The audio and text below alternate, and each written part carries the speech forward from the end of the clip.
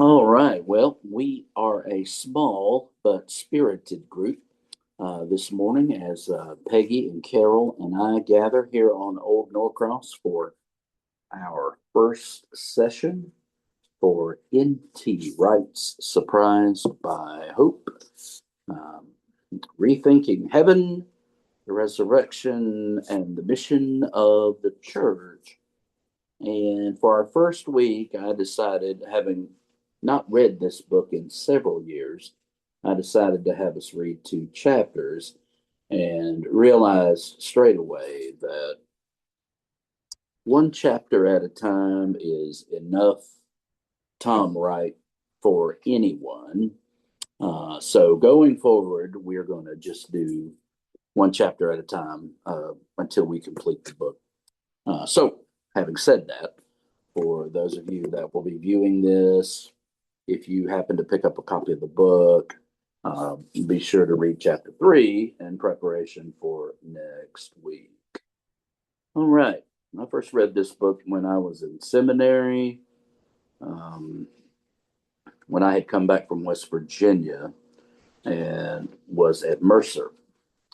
And I remember one of my profs there stating that he found it a really solid book, but was intrigued by Wright's positing of the life after death. You're going to get into that. You've already touched on it a little bit in these first two chapters, where Wright posits that after we die, we rest until our physical resurrection. Don't want to spoil the rest of the book, but that's a big part of it. So, but he has already hinted at that in these first couple chapters. But what I want to do is just take us through these. I have no expectation that we will make it through the totality of these two chapters today, but I do want to point us to the very first sentence in the preface, and those are going to guide our discussion for the remainder of our time. What are we waiting for? That's the first question. And what are we going to do about it in the meantime? And Tom says those are the two questions that shape the rest of this book. What is our ultimate future hope held out in the Christian gospel?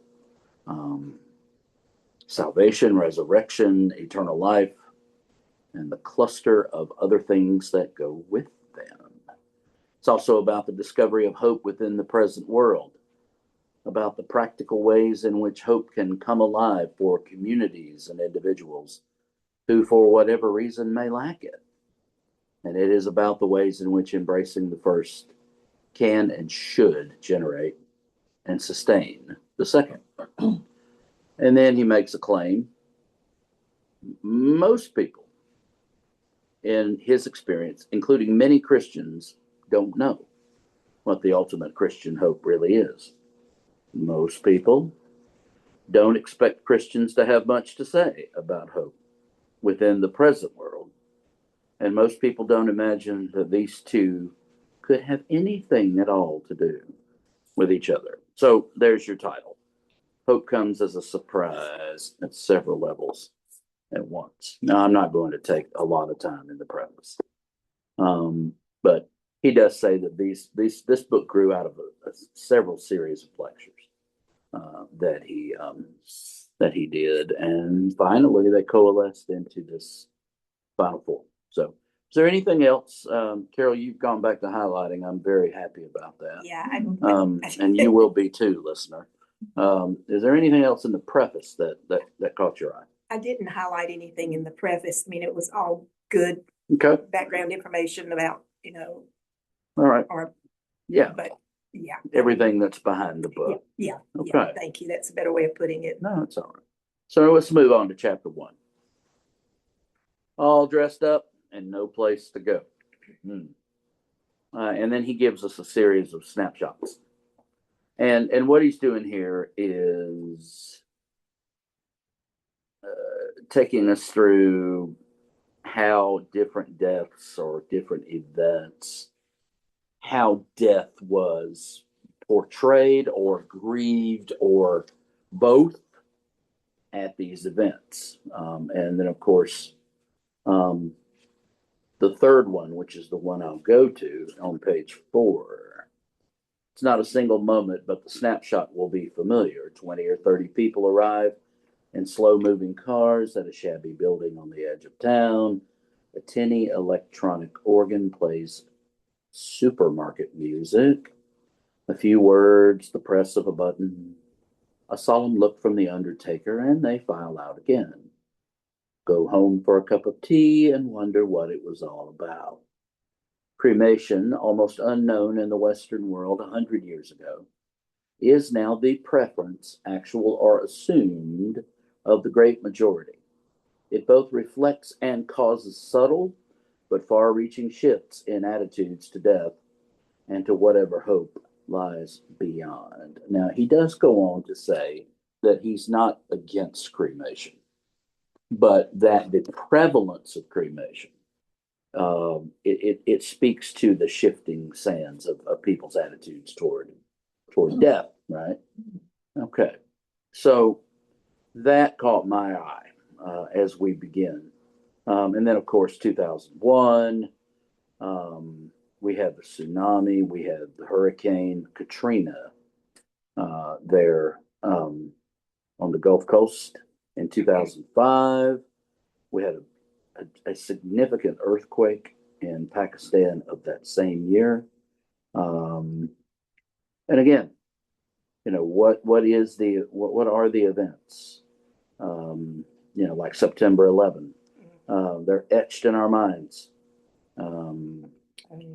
But those events, and especially 9/11, raise the questions this book seeks to discuss, as did in their different ways the other events. And then the fifth scene is one from his home country. He was Bishop of Durham, England during this. And the fifth scene is a graveyard of a different sort. If you go to the historic village of Easington in County Durham, England, and walk down the hill toward the sea, you come to the town called Easington Colliery. And I'm sure I butchered that second word. No, but the town still bears that name. But there's no colliery there. Where the pit head once stood with thousands of people working to produce more coal faster and more efficiently than at most other pits, there is smooth and level grass, empty to the eye, but pregnant with bereavement. All around, despite the heroic efforts of local leaders, there are the signs of post-industrial blight, with all the human fallout of other people's power gains. And that site stands in my mind as a symbol, or rather a symbolic question, every bit as relevant to similar communities in America and elsewhere in the world as they are to my home territory. What hope is there for communities that have lost their way of life, their coherence, their hope? All right? So what this book is going to address are the two questions at the beginning. He thinks they belong rightly together. What is the ultimate Christian hope? And what hope is there for change, rescue, transformation, new possibilities within the world at present? And then he gives an answer. As long as we see Christian hope in terms of going to heaven, of a salvation that is essentially away from this world, those two questions are bound to appear as unrelated. Indeed, some insist angrily that to ask the second one at all is to ignore the first one, which is the really important one. In other words, what he's saying is the goal is to go to heaven when we die, period. Zip, zilch. Nothing else matters, right? Okay. But this in turn makes some others get angry when people talk of resurrection, as if this might draw attention away from the really important and pressing matters of contemporary social concern. But if the Christian hope is for God's new creation, for what the Bible calls new heavens and new earth, and if that hope has already come to life in Jesus of Nazareth, which we're all going to assume, that it has, then there is every reason to join the two questions together. And if that is so, we find that answering the one is also answering the other. I find that to many, again, not least many Christians, this comes as a surprise, both that the Christian hope is surprisingly different from what they had assumed, and that this same hope offers a coherent and energizing basis for work in today's world. And so, what he's going to set out to do here in this chapter is look at basically how this plays out. He's going to set up the scene and open up the questions by looking at the contemporary confusion in the wider world. And then in chapter 2, as you have read, he's going to look at the churches themselves. He's going to drill down into the church. Now, I was going to invite you, Carol, if you've got anything there highlighted that would be helpful for us to break off and you went into discuss. It was this paragraph. Oh, okay. This paragraph here, but you Yeah. went into it Okay. about what the book. What do you think about Wright's assertion that most Christians are muddled and misguided? He says this on 6. It's not the first time. It won't be the last.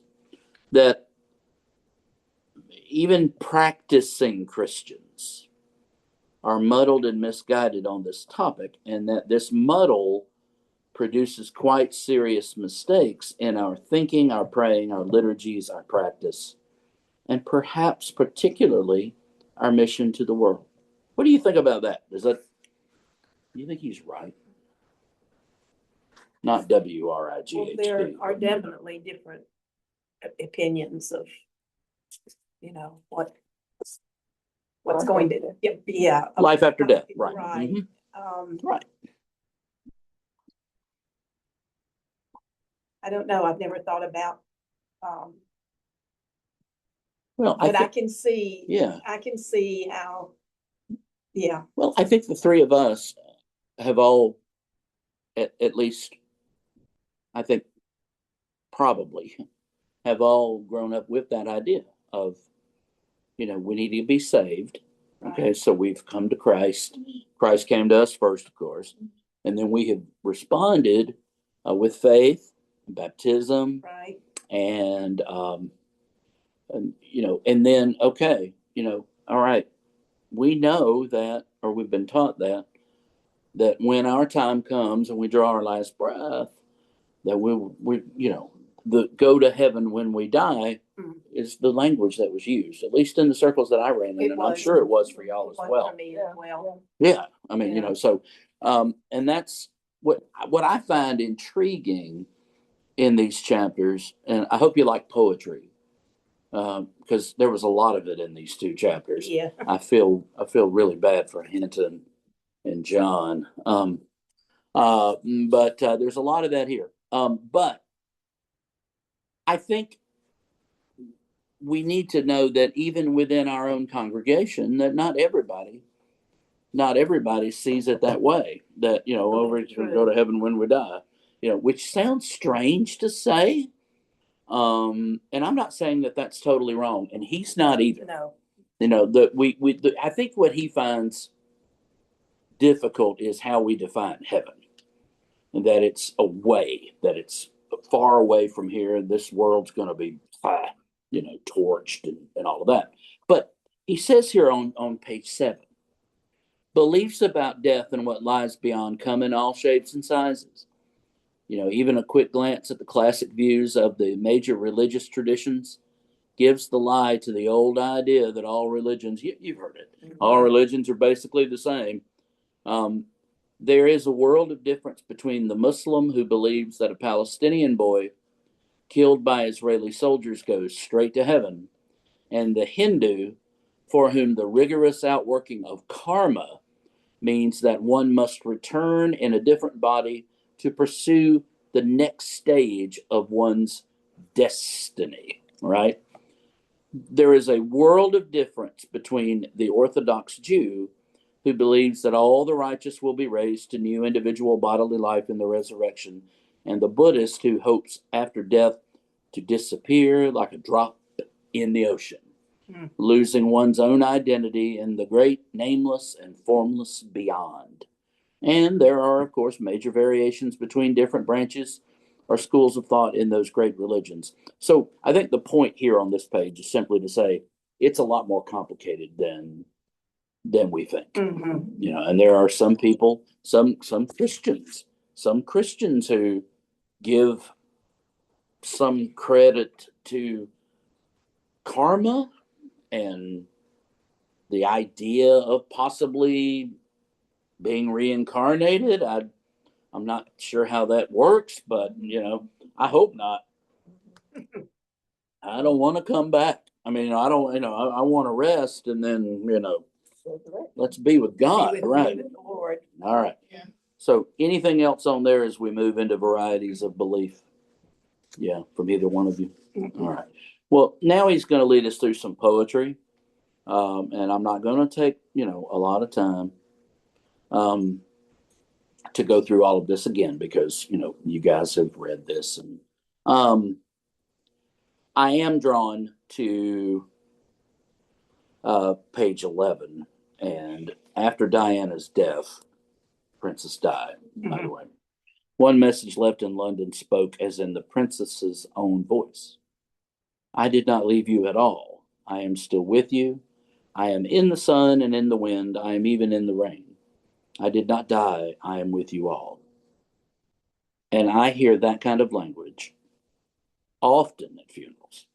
Not those exact words, but often at funerals where the deceased, it's not really that bad. It's not, death is not an enemy. Death, you know, death is a door that we walk through, and but they're not really, they're going to be with you in your memories and in your, and you know, in spots that you like to go to, you know, you'll think of them when they're there. And that gets close to this kind of nature thinking. So we have to be careful with that. In the middle of that paragraph there on page 11, he says, many would-be Christians try to persuade themselves and others that this kind of ongoing life is really what is meant by traditional teaching, either about the immortality of the soul or the resurrection of the dead. But others, however, like the highly successful children's writer Philip Pullman, who takes something like this line, make it pretty clear that he is thereby attacking and deconstructing traditional Christian belief and offering something else instead. And then we have the, you know, the funeral practices. He talks about that a little bit. Gifts for the dead, putting things in the casket. He mentioned that. Yes. He said that's a relatively it's a new thing. I mean, obviously, you go back and you look at the tombs of the pharaohs and the King Tut and all of that. You'll see that gifts, they were even buried in rooms with tons of gifts, you know, just in case. You know, I mean, just you know, but it's making a comeback. I mean, you'll see people put photographs in, teddy bears. Now, Nigel Barley, he says here on page 12, relates stories told by a crematorium official of widows placing in the coffin a packet of digested biscuits or the deceased spare glasses and false teeth. On one occasion, a widow put into her husband's coffin 2 cans of the spray adhesive that the dead man had used to paste on his toupee, causing an explosion that bent the furnace door. What sort of belief, if any, does all this reflect? I mean, I understand people wanting to put something. Sentimentality kind of things. It's sentimentality.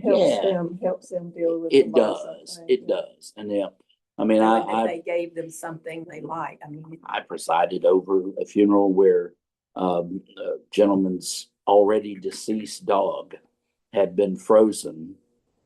And then when he died a few months later, they brought the dog out of the freezer, put him in the casket with him. And there you go. I mean, that's just kind of give you an idea of what we think about. He's gone now, but look, he's going to be buried with his pet. You know, and that just kind of speaks to how we view it. Now he does say here, you know, at the popular level, belief in ghosts and the possibility of spiritualistic contact with the dead has resisted all the inroads of a century of secularism. There's still people who believe in that. He mentions the Westminster Abbey's weekly newsletter advertising the first lecture. Also announced that one of the Abbey's very own 17th century ghosts might make his annual appearance around the same time. Now, this is an Anglican church, and not just any Anglican church, Westminster Abbey. And there are, of course, numerous popular phenomena. And I buckled a little bit here. Yeah, and that such as the continuing Elvis cult in the United States. I may have to write him a letter and say, whoa. I'm not one of those folks that believes, that somehow Elvis faked his death and, all that stuff. But it is still alive. It is. He's not, but it is. Yeah. So anyway, all right. So this is a world that we'll recognize. All right. But at the bottom of that page, the idea that life after death might include variations embodying significantly different beliefs about God and the world and significantly different agendas for how people might live in the present has simply never occurred to most modern Western people. In particular, most people have little or no idea what the word resurrection actually means or why Christians say they believe it. And then what is more worrying, this multiple ignorance seems often to be true in the churches as well. So this is the subject of chapter 2. All right. So how are we doing? Okay. We got it so far? Yep. So we are muddled, if you will. But I don't know how Christians could be unaware of the word resurrection because Christ was resurrected. That's true. That's true. But as to whether that resurrection was bodily or spiritual or, that's where it kind of, we get off track. So, great point, Peggy. All right, chapter 2. Puzzled about paradise, the Christian confusion about hope. Now, I have seen this in those little cards, with the fold, and normally it's got like the 23rd Psalm in it. It has the facts about the deceased. They hand them out at funerals. Yeah. I've seen this quote, or at least parts of it. In death is nothing at all. It does not count. I have only slipped away into the next room, so forth and so on. Now, this whole thing has been taken out of context because the author himself, Scott Holland, he is critical of this. All right. This is not the view that he was advocating. It was simply what he suggested came to mind as we look down upon the quiet face of one who has been very near and dear to us. Elsewhere, in the same sermon preached in 1910 upon the death of King Edward VII, he spoke of the other feelings that also are raised by death, which seems so inexplicable, so ruthless, so blundering, the cruel ambush into which we are snared. It makes its horrible breach in our gladness with careless and inhuman disregard of us. Beyond the darkness hides its impenetrable secret. Dumb as the night, that terrifying silence. So, somewhere between those two, he's trying to get to a reconciliation between them. So Scott Holland talks about, the Christian according to the New Testament has already passed from death to life. We can all agree on that. So that the furthest transition of actual death ought not to be as terrifying as it appears. In addition, we should, he suggests, think of the life beyond death in terms of a continuation of the growth in the knowledge of God and in personal holiness that has already begun here. Now, this is not something that he's going to talk about right now. He will talk about it later in the book, okay? But the real thing here that he says, same paragraph with the sentence that starts, it amounts to a resolute refusal to tell the truth about the real and savage break the horrible denial of the goodness of human life that every death involves. He said, I would love to think that one of the effects of the present book would be to challenge the use of the Scott Holland piece in Christian funerals. It offers hollow comfort. By itself, without comment, it simply tells lies.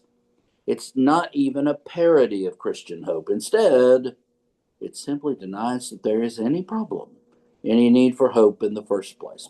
All right? So we need to be aware of that. Now, he goes to John Donne. Hope you enjoyed it. But John gets it. He does say death is nothing at all, but man, by the time he gets to the end, he affirms that death is a beaten enemy, is what Tom Wright says. That, go to the end of the quote here. And better than thy stroke, why swell'st thou then? One short sleep past, we wake eternally, and death shall be no more. Death, thou shalt die. And that is the New Testament. Death is an enemy. I think we need to understand that. Even when we say things like death coming as a mercy to someone who is suffering, which I think we would all agree that is, until we start getting into issues involving doctor-assisted euthanasia and things like that. But we're not going to get there just yet. But the cold hard fact is that death is an enemy. All right. And I love how he just starts talking, and then at the bottom of 15, but I'm running too far ahead of myself. Yeah. All right. So our classic position, stated in the early creeds, and the creeds, of course, are dependent upon the New Testament. In the Anglican Church, we declare every day and every week, so do I, that we believe in the resurrection of the body. We do. We believe in the resurrection of the dead. Yep. But do we? Many Christian teachers and theologians in recent decades have questioned the appropriateness of this language. One recent lavishly illustrated coffee table book on the subject of death and the afterlife, devoting a bare 4 pages to the apparently odd idea of resurrection, declares blandly the current Orthodox Christianity no longer holds to the belief in physical resurrection, preferring the concept of the eternal existence of the soul, the immortality of the soul. Although some creeds still cling to the old ideas. And then he says, let us again be quite clear. All right. If this is true, then death is not conquered, but re-described. No longer an enemy. It is simply the means by which, as in Hamlet, Shakespeare's Hamlet, the immortal soul shuffles off its mortal coil, as only Willie Shakespeare can write. All right. Now, again, he attacks our hymnal. Yeah. And this is one of the things, and I don't know, Hoyt, if you'll end up watching this or not, but this is one of the things that Hoyt likes to bring up. We get our theology, this is not a direct quote, but we get most of our theology from the hymns that we sing. And for people that may not be reading their Bible, yeah, that may be true. But we have to be careful while we're singing. I bring it up, and I know it just causes consternation when I bring it up, but In the Garden, it's my grandmother's favorite hymn. I mean, she just loved that song, and she's liked it. Absolutely right to love that song. But it talks about a personal experience with God that no one else has ever known. And that's where it loses me. I'm like, that's not true. And then we'll make excuses. We'll say, well, God speaks to us in different ways. Yeah, but no, no, that's about the best example I can give there. Well, no, the revelation of Jesus is complete. What we've got the Bible, we've got the church, we've got, and so, but I get it. Okay, but he attacks all creatures of our God and King, and it's beautiful. But listen to this line: "And thou, most dear and kindly death, waiting to hush our latest breath." Oh my, dear, dear, and kindly breath. That's unfortunate. Death is not kind. It's not dear. It's an enemy, right? All right. Let's see what else we got here. I'm looking there. Carol, you got anything? I didn't highlight anything right. there. Okay. No. Okay. All right. But now this was something that I had forgotten in this book, but we have a book by Maria Shriver, Arnold Schwarzenegger's wife, and the ex-wife. Excuse me. Okay. Her uncle was JFK, and she wrote a book called What's Heaven. It's aimed at children, with the typical stuff, fluffy clouds and blue skies, and then each page of text has one sentence in extra large type, making the basic message of the book crystal clear. So what does she think about heaven? It's somewhere you believe in. It's a beautiful place where you can sit on soft clouds and talk to other people who are there. I mean, I love Elvis, but I'm going to walk them golden stairs. I believe in the man in the sky. Yes, I'm going to walk on that Milky White way. Oh Lord, one of these days, and all of that stuff, beautiful. Maybe not biblical, but absolutely beautiful. Yeah. If you're good throughout your life, then you get to go to heaven. When your life is finished here on earth, God sends angels down to take you up to heaven. I've sung that song, Serenaded by Angels, at several funerals. Mhm. It's one that people really seem to like. It brings comfort in that most of dire moments and grieving. Yeah. And Grandma is alive in me. Now we're starting to veer. Mhm. Most important, she taught me to believe in myself. She's in a safe place with the stars, with God and the angels. She is watching over us from up there. I want you to know, says the heroine to her great grandma, that even though you are no longer here, your spirit will always be alive in me. Now, he's right. This is more or less exactly what millions of people in the Western world have come to believe, to accept as truth, and to teach to their children. That's unfortunate. Excuse me. This is not what the Bible teaches. He got this from a friend who gave him a note, called it one of the worst books for children, and said, "I hope you find this awful book helpful in what not to say," when he was preparing for the lectures. The truth of what the Bible teaches is very, very different at several levels. And now he's going to go into. And that's where I did some highlighting. Okay, so good. I'm going to drink some water. Go ahead and share some of the highlights you got there, and we'll bandy those about. Well, actually, I thought that beginning with that first paragraph, Yeah. full paragraph, all the way through to the Mhm. top of the next page. Mhm. I thought all of that was some interesting and good information.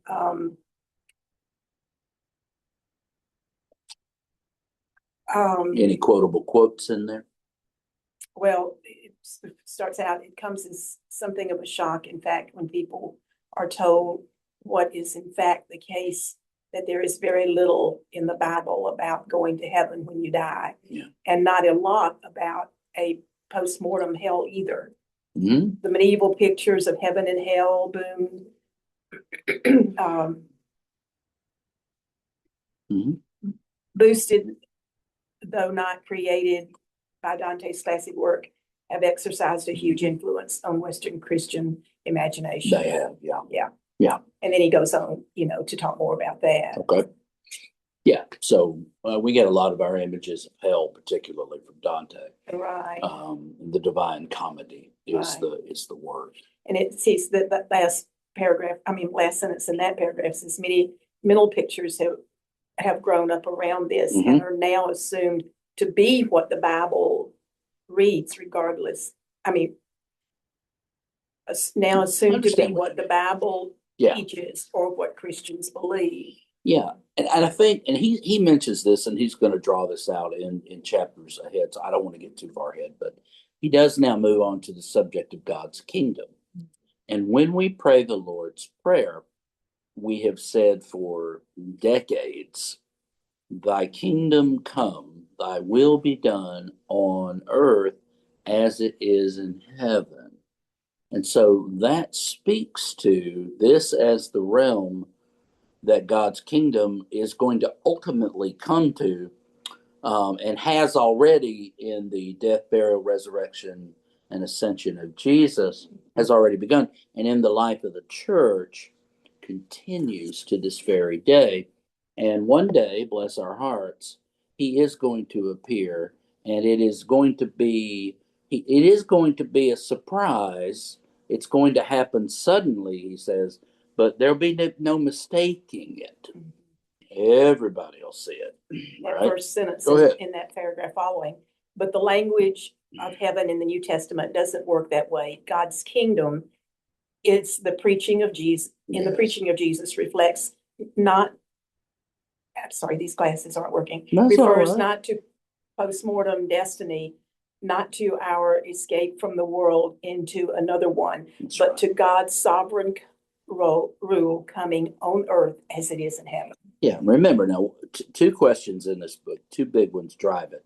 One of them is, how does this work out? How does hope work out now, in the meantime? And that's the big way right there. When we pray for God's kingdom on earth as it is in heaven, we don't have to wait for that as if it's just going to be in the future. It has come to us from the future back into our world through Jesus. And now the church, of course. All right. We moves to Revelation here. The pictures of heaven have been much misunderstood. They are current when John is having this vision. Those pictures in 4 and 5, they're despite, and he gives credit to one of the great hymn writers, Charles Wesley. It's not a picture of the last day. It's a picture of present reality, the heavenly dimension of our present life. Heaven in the Bible is not a future destiny, but the other hidden dimension of our ordinary life. It's where God is. And if you go back and you think about the way the heavens are mentioned in the Old Testament, the first heavens where the birds fly, the second heavens where the lights in the sky are, and then the third heavens is where God was. That's where this whole idea about going up to be with God, the Tower of Babel, all of that. But heaven in the Bible is not a future destiny, but it's his dimension. God made heaven and earth. At the last, he's going to remake both and join them together. And when we come to the picture of the actual end in Revelation, we find not ransomed souls making their way to disembodied heaven, but rather the New Jerusalem coming down from heaven to earth, uniting the two in a lasting embrace. How beautiful is that? Now, most Christians today never think about this from one year to the next. They remain satisfied with what is at best a truncated and distorted version of the great biblical hope. And then he goes down in that same paragraph. He says, it is simply assumed that the word heaven is the appropriate term for the ultimate destination, the final home, and that the language of resurrection and of the new earth as well as the new heavens must somehow be fitted into that. Excuse me. So it's just a confused combination of several things. I'm not going to get into all of that. Now he goes on the next page to the effects of this confusion, and again we're in hymns. And that first one, till in the ocean of thy love we lose ourselves in heaven above. That sure sounds Buddhist to me.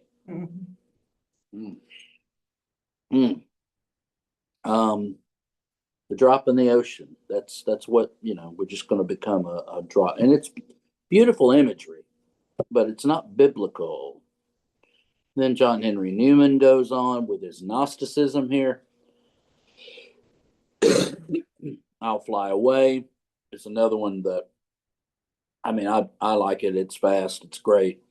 But when I die, hallelujah, by and by, I'll fly away. In other words, I'm going to leave this old nasty body and be separated from it. And I'm not demeaning that song at all. We'll still sing it, and I'll grit my teeth, because I know it's beloved. But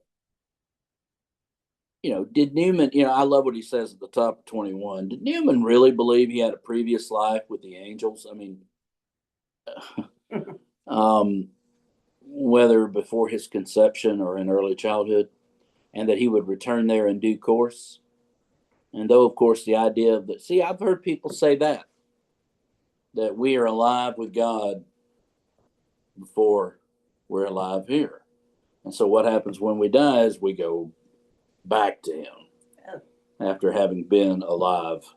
That's another book and another, topic. But so forth and so on. There are hymns and anthems that embody the train of thought. He said he noted dozens of other examples.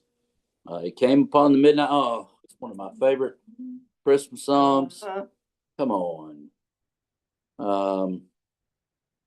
But this verse particularly speaks of the ever improving earth, when with the ever circling years comes round the age of gold. The idea of cycles of history returning us to a golden age is neither Christian nor Jewish. It is decidedly pagan. But while we're on Christmas carols, consider Away in a Manger, which prays and fit us for heaven to live with thee there. No resurrection, no new creation, no marriage of heaven and earth, just heaven, right? Some of the hymns in the Revivalist, and then he goes to How Great Thou Art. Did you know about the alternate verse? I did not. Yeah, I like it. I do too. I do. And heal this world. What joy shall fill my heart. Mm-hmm. That is an alternate stanza. And the original Swedish version of How Great Thou Art doesn't talk about Christ coming to take anybody home. That was the translator's adaptation. So that was kind of, I don't mind it. Mm-hmm. But rather it speaks of the veils of time falling, faith being changed into clear night. Oh, it's beautiful. And the bells of eternity summoning us to our Sabbath rest, all of which has a lot more to recommend it. And then he just skewering. I guess we're lucky. A lot of these hymns we're not all that familiar with. I love For All the Saints. I don't know Jerusalem the Golden. I have not. Yeah, that one might be a little above our pay grade. Yeah, Jerusalem the Golden. Yeah. Few hymns speak of being woken by the last dread call, of rising glorious at the last day. There are some that have it right? But only after it does, and then he goes up here and talks about For All the Saints. And notice that only after all of that other stuff, the resurrection appears. So it kind of does it in the right order, which leads to the triumphant final verse arriving at last in the New Jerusalem, right? Mm-hmm. So if our hymns reveal the confusion we've got ourselves into, the way many mainstream Christians keep the Christian year, and he goes to the Christian year here. And this is not going to be something that's going to be all that applicable for us. There is 2 different feast days for All Saints and All Souls, and it forms kind of a triduum, like Monday, Thursday, Good Friday, and Holy Saturday. And of course, it has Halloween in there. Christmas has, and it has. Yeah, that paragraph. I like that paragraph. It has far outstripped Easter in popular culture. It has. You know why? Yeah. Why? You can guess it. Why is Christmas outstripped Easter? It's easy. It's no longer so much about the birth of Jesus. It's Santa Claus. Yeah. Yeah. It's about, yeah, it's about that. But even in churches, it is stripped away. You know, in the liturgy, it's look at everything we do for Advent, getting ready for Christmas. We don't do near as much getting ready for Easter. No, we Put don't. lilies in the sanctuary, but We change the banners and we change don't the have to have heralds. a you know, a party, a decorating party. No, You're that's true, gonna have to that we don't excuse me. we don't You like the go. throat lozenge? You know, I would. Thank you. Thank you. All right. Sorry about that, folks. I'm taking You're right, though. We do decorate far more for Advent and Christmas. yeah, and than that we gets do for puts the Easter. cart before the horse. Because the big day for you and for me, oh yeah, that's good stuff right there. Should be Easter Right, and the Ascension. right, You know, those are the big days. right. But all right. Thank you, Peggy. You're welcome. Peggy supplied me with a throat lozenge. So this portion of our study is brought to you by Hall's Mentholyptus. Okay. That's just a fun word to say. All right, now. Oh boy. And then funerals. He goes on to talk about funerals. I'm not gonna drag that corpse through, you know, a lot of time here. But just to say, on page 25, as the argument of this book develops, it will become clear that we cannot simply regard this as a problem at which we simply shrug our shoulders and say, well, there are different views on these topics. What we say about death and resurrection gives shape and color to everything else. If we're not careful, we will offer merely a hope that is no longer a surprise, no longer able to transform lives and communities in the present, no longer generated by the resurrection of Jesus himself, and looking forward to the promised new heavens and new earth. So, hymns, the Christian year, and ceremonies of death all tell a similar story. Perhaps equally important is the larger theology and the wider worldview accompanying the contemporary muddle. All right. So he moves into a very brief look, which he's going to unpack later in the book,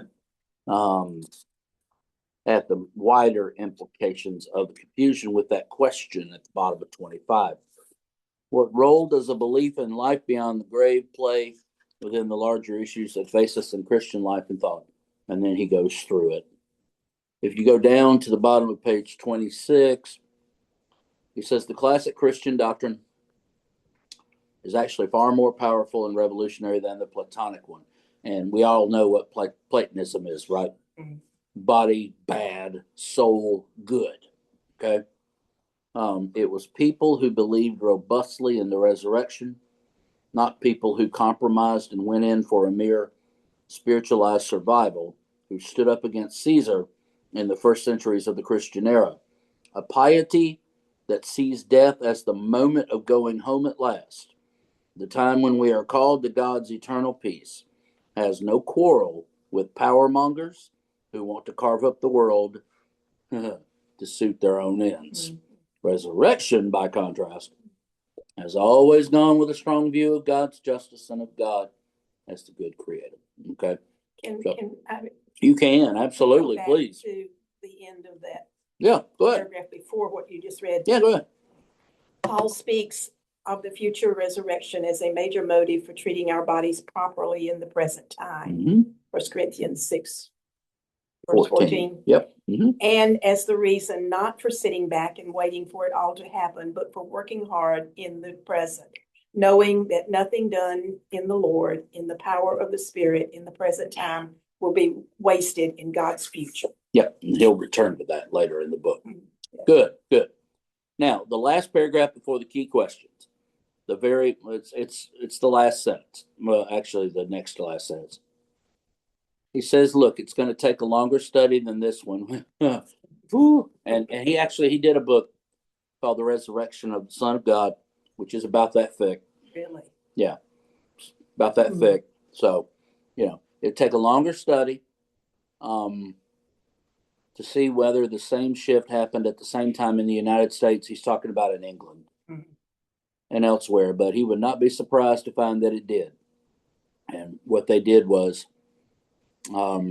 they gave rise to not to a meek acquiescence to injustice in the world, but to a robust determination to oppose it. Folks like William Wilberforce. That may be a name that you're familiar with. All right. Now the key questions. And I'll just go through the highlights here. So those first two questions are presupposed. So first, how do we know about all this, right? I mean, how do we know? That's the ontology, that's being, but epistemology, how do we know? That's the first question. I like what he said. Go ahead. there. I suggest that a good deal of our current view of death and the life beyond has come from none of these, but rather from impulses in the culture that created, at best, semi-Christian informal traditions that now need to be re-examined in the clear light of Scripture. Scripture, in fact, teaches things about the future life that most Christians and almost all non-Christians have never heard of. That's right. So not the church, not anything. Yeah. Second, do we have immortal souls? And I'm on page 28 now. Do we have immortal souls? And if so, what are they? Okay. I mean, you hear people talk like that. Now he's going to go into that, and so each of these has a chapter dedicated to it. Third, the starting point for all Christian thinking about this topic must be Jesus's own resurrection. Can't be anything else. Don't go to Revelation yet. Right. Start in the Gospels with the resurrection of Christ. Go to 1 Corinthians 15. Those are the two places. All right. You could read some Acts too, in Acts chapter 1. But so this is what, we're going to go through these parts of the book. And he gives you an outline of where we're going. And he tells you everything here at the end of this chapter, everything we're going to talk about. I mean, where are the dead now? I mean, especially the Christian dead. I mean, we just assume like we know, to be, to pull a scripture in, and he'll talk to this, he'll speak to this. We know that to be absent for the faithful Christian, to be absent from the body is to be present with the Lord. But what does that mean right now, as opposed to, contrasted with the final judgment, resurrection, new heavens, new earth? We're going to get into that, okay? And when I was reading one thing here, Yeah, go ahead. so many times you stress to us, don't take things out of context. Don't do that. And then, so I liked what he said here about where It's in there somewhere. the starting point for all Christian thinking about the topic must be Jesus' own resurrection. But to understand Jesus' resurrection and what it's meant to the first disciples and why they drew from it, the conclusions they did, we must look at issues of life after death in Jesus' own world. Right. The world of first century Judaism with its Old Testament roots and its context in Greece and Rome. That's right. And that is what the next chapter is going to focus on right there. So that's what our chapter for next week, which begins on page 31. Yeah. My glasses are failing me as well, Carol. I didn't bring my better ones. Next week, we're just going to read chapter 3. Okay. 2 chapters of Surprised by Hope can be a lot, but these were mostly introductory. He's getting all the questions out there, and now he's going to start answering them. So I look forward to our time. And we're doing this. Yeah. And I want to thank everybody that will be streaming this. Thank you for joining us. If you have any questions, or if you'd like to join us here here on Old Norcross, I'm sure Carol and Peggy and I would love to see you. So I hope you have a good rest of your week. If you have time tomorrow at noon and you're available, come to Stations of the Cross. We'll be doing it in the sanctuary. I hope you have a great rest of your week. Bye-bye.